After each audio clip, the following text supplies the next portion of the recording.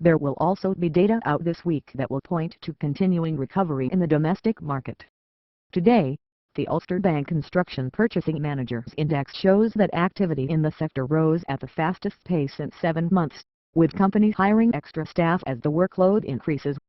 Later today, KBC and the ESRI will release the Consumer Sentiment Index for January. The figure reached the 10-year high in December.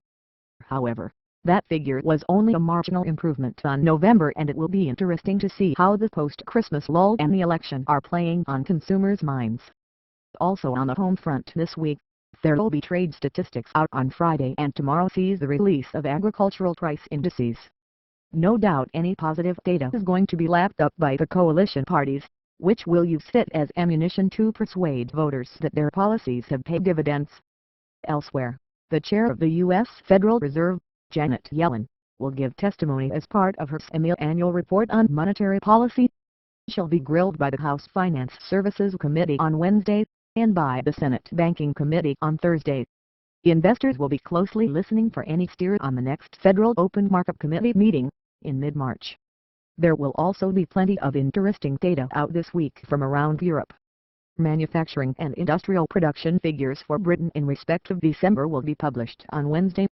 German industrial production numbers will be out tomorrow. The Eurogroup will meet on Thursday, and that could see further talks on Greece, with the first review of the country's third bailout almost complete. The same day, there will be initial and continuing jobless claims numbers for the U.S. Friday brings with it a wave of economic data from both sides of the pond. It includes GDP and consumer price index data for Germany, as well as wider EU GDP figures. Germany will also hold a 10-year bond auction, while there will be EU industrial production numbers for December published.